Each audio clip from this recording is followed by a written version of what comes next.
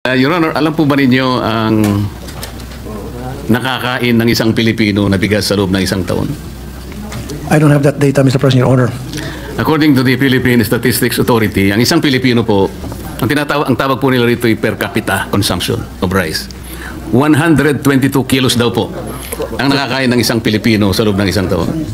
Sa mga tuwid, kinuwenta ko po 122 kilos times 115 million Filipinos divided by 20 something kasi para makita po natin per metric tons.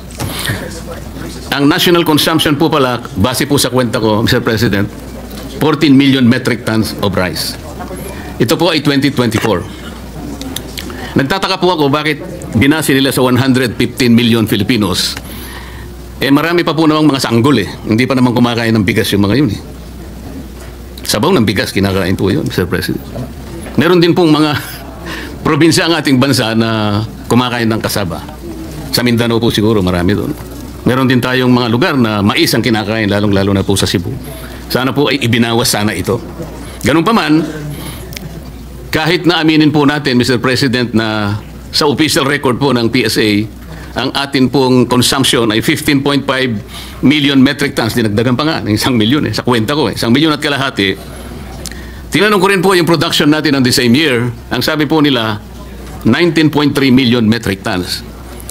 So, ang sabi ko po, kukunti naman pala yung consumption natin. Mas malaki pa pala yung pinroduce natin, 19.3 million metric tons. Ipagpalagay mo ng 15.5 million metric tons ang kakainin ng bawat isang Pilipino. Di sana hindi tumaas ang presyo ng bigas. Wala pa pong importation dito, Mr. President. Sa production pa lang natin, kayang-kaya na nating takpan ang pangangailangan po ng bawat isang Pilipino. So nagtanong po ako sa aking mga kaibigan sa mga concerned agencies na ayaw na po nilang ipabanggit ang mga pangalan for obvious reasons. Paano po ako nangyari yun? This seems to be a very big conundrum for all of us. Hindi po nila mahipaliwanag, Mr. President. So dito po, kitang-kita natin ang napakalaking korupsyon na yung sinasabi po kanina ni Senador Jaime na supply chain. Kahit na po hindi natin tingnan doon dito pa lang sa statistics na ito sobra po ang ating production kaysa pangangailangan natin sa pagkain. Kaya yung importation mo, yung consumption is 15 million bigas, 19 million yung palay. Pagka yan ay giniling, magiging 60%, which is about 12 million. So yung gap is about 2 million metric 2 tons. to 3 million.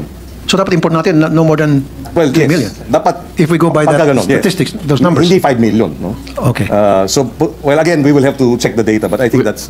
We have to check the data, Mr. President, because what I got, hindi po pala ito. Because alam ko po ang conversion rate. 67% po ang conversion rate mula sa palay sa pagiging bigas. Kaya nga po ako'y nagtaka, kahit na halimbawa gawin po nating palay ito, mataas pa rin po yung production kaysa sa consumption. At kung aalisin nga po natin yung iba sapagkat ibinasi po sa 115 million, talaga naman pong karamihan po ng mga sanggol hindi pa kumakain ng bigas, masyado pong malaki ang base data na ginamit po nila. I agree, Mr. President, Your Honor. Mr. President, Your Honor, alam po ba ninyo na wala pong continuing o permanent commission para sa agriculture?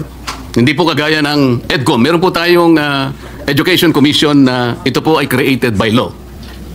Kaya po ito ay tuloy-tuloy na nagagampanan nila yung pagsasakatuparan ng pagre-review, pagre-revisa, yung progreso ng ating educational system. Ganon din po ang kuryente. Ang energy sector po natin, merong itinalagang JCEC kung tawagin. Ito po yung Joint Congressional Energy Commission. Ito po ay ginawa rin ng batas. Pero ito pong agriculture, Mr. President, Your Honor, baka magtaka kayo, yung kauna-unahan po na joint commission o joint resolution ay nangyari lamang po sa pamagitan ng isang ang Congressional Commission ay ang ginamit lamang po ay Joint Resolution number 1. Hindi po batas. At ito po ay nangyari during the 10th Congress. Ibig sabihin po, Mr. President, Your Honor, 1995 o 30 taon nang nakararaan. Baka sakali pong i-consider ninyo, Mr. President, Your Honor, isabatas po natin ang pagsasagawa ng isang komisyon na magmo-monitor. Kasama po ninyo ako doon, sapagkat ako po ay isa ring magsasaka. Para sa ganun po, tuloy-tuloy ang pagsasagawa ng kanilang tungkulin. Sapagkat ang agriculture po ay may tuturing nating economic backbone ng ating bansa. Mahalaga po ang kuryente, mahalaga ang education. Ngunit hindi natin matatawaran na mahalaga din po ang agriculture. Tama po ba? I definitely agree with you, Mr. President, Your Honor. Hindi ko po sinasabi na ayoko pong iwasan na sakasakali ang NFA makatulong po. I am with you in probably revisiting the NFA's function in relation to what it can do para sa ganun po ay maayos natin ang ating problema. But let us not put our eggs in one basket, Mr. President, Your Honor. Alam po ninyo, nakita ko po marami na pong mga batas na ginawa ang Congress. Meron po akong masasabing mga ilan sa inyo. Halimbawa, meron po tayong batas na ginawa. Hindi ko na lang po maalala, ilang taon na nakararaan. Na doon po ay nagkaroon ng mandato na bigyan natin ng guaranteed price ang palay. Let us revisit that, Mr. President. Nandun po sa batas yun eh. Guaranteed price for palay. Ngunit hindi natutupad. Hindi nangyari. Sapagkat ang problema po rito ay implementation. Meron din po tayong batas, Mr. President, Your Honor, na nagpanukala o ang kanyang layunin, lahat po ng makinarya, mga equipment na gagamitin po ng ating mga magsasaka ay dito na lamang sa ating bansa gagawin. Batas po yun. Kailanman hindi nagkaroon ng katuparan. Ngayon po nag-import tayo. Meron din po tayong batas na nagsabi, hindi po ako nagkakamali dito sa Fisheries and Agriculture Modernization Act, kung saan po dedicated po yung mga lupa na kailangan pagtamnan. Ano man ang mangyari, hindi pwedeng palitan. Ngayon po, ang reclassification and conversion po ng mga lupa, kaliwat kanan na po ang nangyayari. Isang araw po gigising tayo, Mr. President. Baka wala na po tayong mapagtamnan, kahit kangkong na lang. Are you with me, Mr. President, Your Honor? Yes, Mr. President, Your Honor. Meron pa pong batas, Mr. President, Your Honor. Nagtakda po yung batas na 25% ng loanable fund ng isang bangko ay ipapahiram sa mga magsasaka.